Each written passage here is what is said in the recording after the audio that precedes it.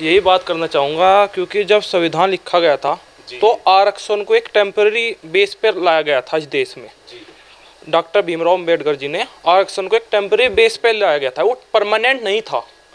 लेकिन हमारे राजनीतिक दलों ने अपने एक वोट बेस की राजनीति करते हुए, राजनीतिक दल सब अपने वोट की राजनीति की, ये एससी कैटेगरी से है, ये वहाँ से है, उससे आरक्षण को परमानेंट कर दिया। ये किसी एक दल की बात नहीं है, ये सभी दल की, उसमें बीजेपी हो, कांग्रेस हो, शिवसेना हो, सपा हो, उस कोई भी दल इससे छूटता नहीं है। आपसे माफी, क्या नाम है आपका? सिद्धार्थ चौधरी।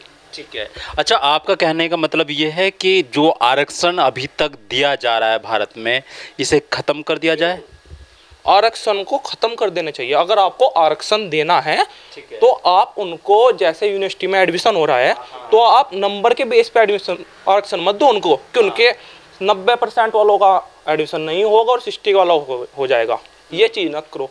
आप उनको बेनिफिट दे दो, फीस माफ़ कर दो उनकी, आर्थिक रूप से उनको बेनिफिट दो। और ये बात नहीं है कि जो क्षत्रिय समाज है, ब्राह्मण समाज है, जो मतलब वो है ओबीसी या उनको सामान्य वर्ग है, उनमें बहुत सारे ऐसे परिवार है, गरीब, बहुत सारी रिपोर्ट आई है, बहुत ज़्यादा है सर, आप देखो।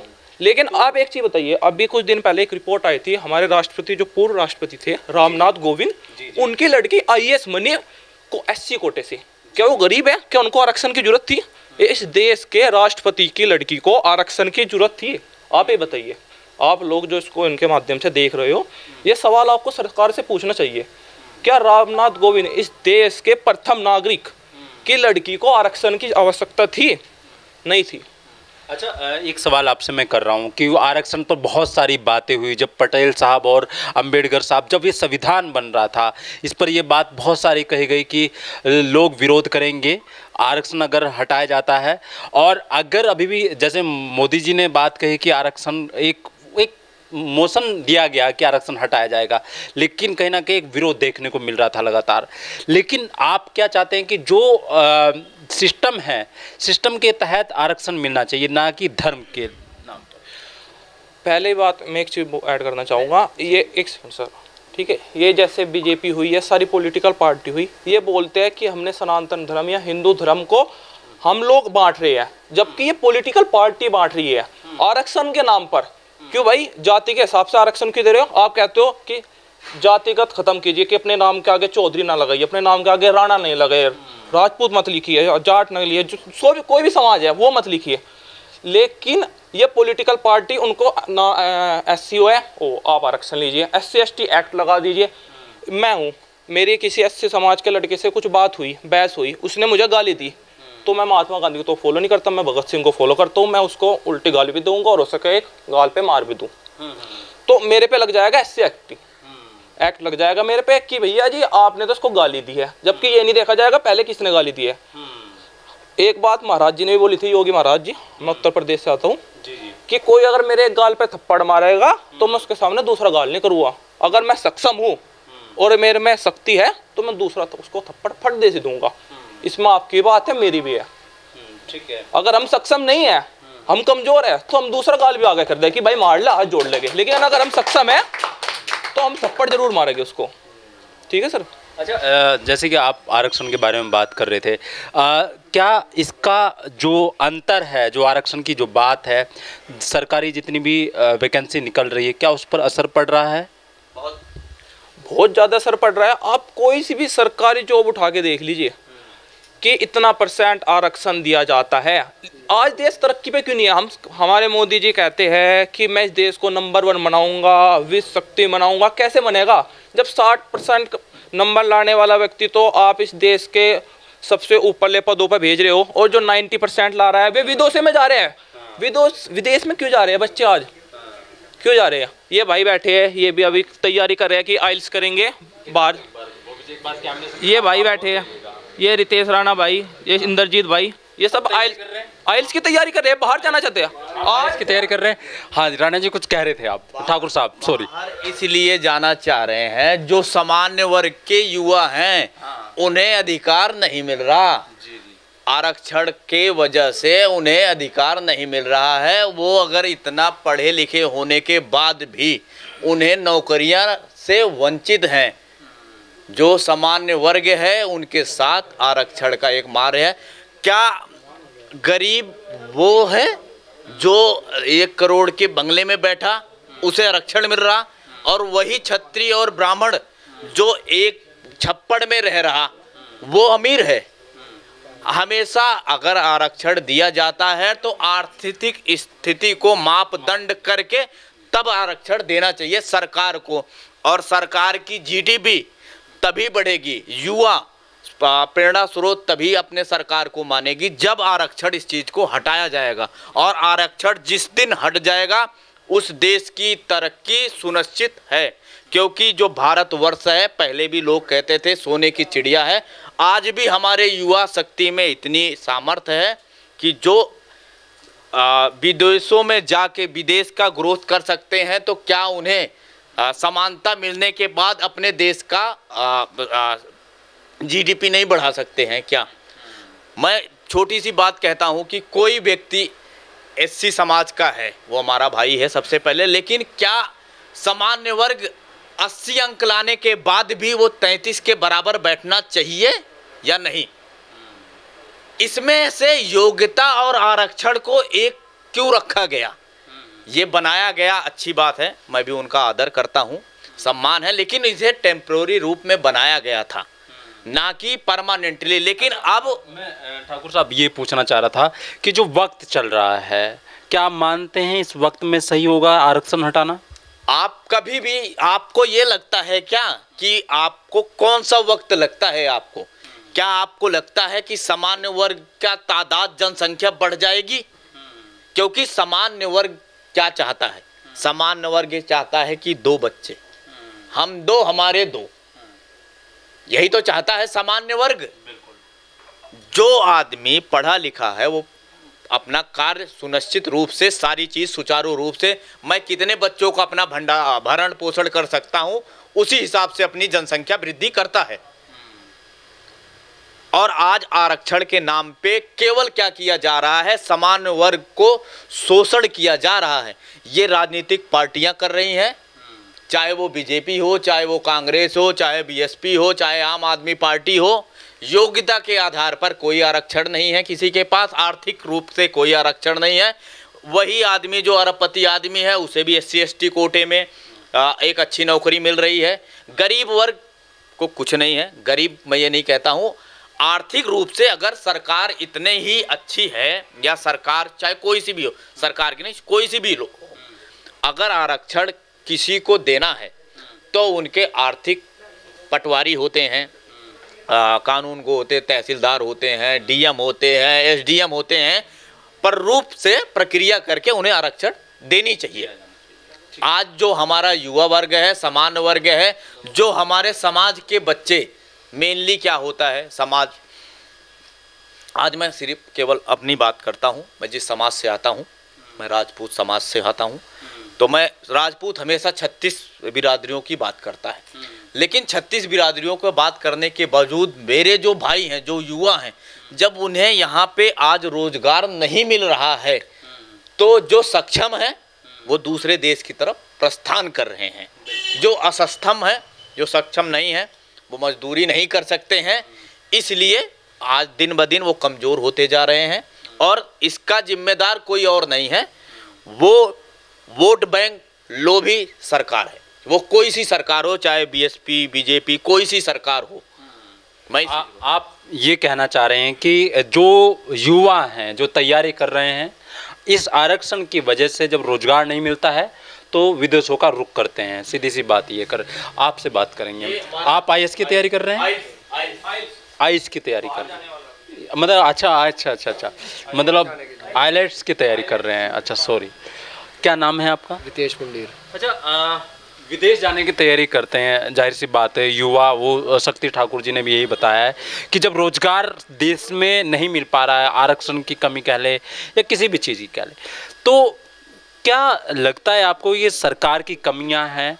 क्या इसको नोटिस किया जाना चाहिए, या जो आरक्षण हैं उस पर काम करा जाए? जैसे भाई साहब कह रहे हैं कि आरक्षण को ख़त्म कर देना चाहिए, क्या लगता है आप? सर मेरे हिसाब से आरक्षण ना आर्थिक स्थिति को देखते हुए देना चाहिए सरकार को, ये नहीं कि इसी कास्ट को मतलब आरक्षण दे दिया।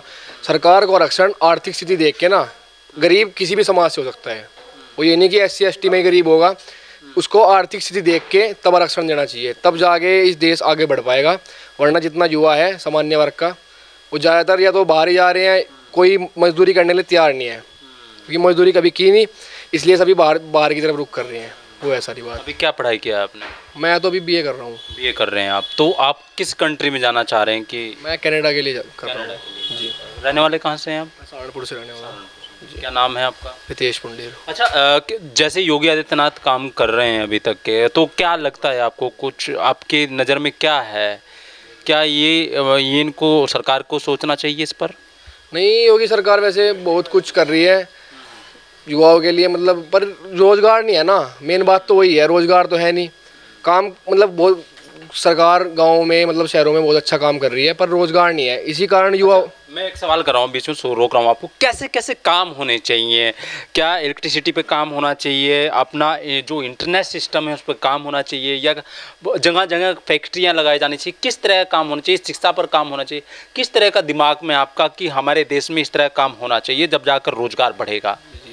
शिक्षा के क्षेत्र में मैं सबसे पहले बात करूंगा, सबसे पहले तो आरक्षण सामान्य बिल्कुल सबके लिए बराबर होना चाहिए, सबसे मेन बात जो है शिक्षा के क्षेत्र में, तभी देश आगे बढ़ पाएगा, युवाओं को रोजगार के नए नए अवसर मिलेंगे, बाकी तो काम खुद हो जाएंगे। अगर आप एक उससे देखें, आरक्षण अगर हटता है तो जड़ पकड़ो ना, मेन जड़ पकड़ लो, सारे काम खुद हो जाएंगे फिर बाद में।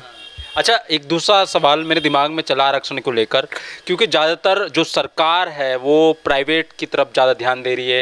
एयरपोर्ट को टेंडर दे दिया गया है, प्राइवेट समझ लीजिएगा, दूसरी चीज़ें भी प्राइवेट हो रही हैं, जैसे अभी मेट्रो तो है ही, उसके अलावा जो रेलवे की भी तैयारी, कहीं तक बहुत सारी खबरें आई लेकिन बाद में दब गई। तो क्या मानते हैं कि क्या आरक्षण का विरोध ना झेलना पड़े सरकार को, इसलिए प्राइवेट कर रही है? ऐसा तो नहीं है? जी, सरकार इसीलिए सब कुछ प्राइवेट कर रही है। इससे मतलब ये हो जाएगा कि हाँ, युवाओं को रोजगार, सबसे मेन बात जो है ना आरक्षण की, सबसे मेन बात ये है, सरकार अपने आप को बचा रही है, ख़त्म करना नहीं चाहती। सबसे मेन बात यह है, खुल के सामने नहीं आती ना, वोट बैंक के लिए, क्योंकि SC ST की वोट सबसे ज़्यादा है हिंदुस्तान के अंदर। अगर वो मतलब इसको ख़त्म कर देंगे ना तो उनकी वोट सारी चली जाएंगी, इसलिए सरकार इसको कर नहीं रही है खुले तौर पे। मेन बात तो ये है। अच्छा, जो एक दौर, ठाकुर साहब से बात करूंगा तो अलग ही बात हो जाएगी। एक दौर की बात करते हैं कि भैया हमें तो नीचे बिठाया जाता है, या बहुत सारी तमाम चीज़ें सामने आती है। आज भी हम एक वीडियो देख रहे थे जिसमें अंबेडकर साहब और पटेल साहब की एक तस्वीर है। तो कहीं ना कहीं क्या आरक्षण उन्हीं लोगों को मिलना चाहिए जो लोग उस लायक हैं, या वो लोग सिर्फ एक कास्ट से आते हैं? क्या एक अंतिम बार पूछ रहा हूँ आपसे मैं। जी, मैंने आपको जैसे पहले बताया, आरक्षण आर्थिक रूप से मिलना चाहिए, किसी भी मतलब समाज के उससे नहीं मिलना चाहिए किसी को। अगर समाज से उसको दोगे, मतलब ऐसा नहीं है कि SC ST में अमीर नहीं होते, उसमें भी अमीर हैं, काफ़ी अमीर हैं, करोड़पति हैं, अरबपति हैं, उनको भी आरक्षण मिल रहा है। आरक्षण सिर्फ आर्थिक स्थिति को देख के किसी भी समाज में किसी भी व्यक्ति की उस हिसाब से आरक्षण मिलना चाहिए, अदरवाइज आरक्षण खत्म बिल्कुल। ठीक है, कोई और कुछ कहना चाहेगा भाई जी? आप लोग कुछ कहेंगे? आप ठाकुर साहब। अच्छा ठाकुर साहब, एक सवाल मेरे जहन में चल रहा है, जैसे वो विदेश जाने की तैयारी कर रहे हैं, और क्या इसी तरह के जो युवा आपसे जुड़े हुए हैं, क्या सिर्फ आरक्षण की वजह से कहीं ना कहीं फेलियर होते हैं और फिर विदेश की तरफ नज़र करते हैं अपनी?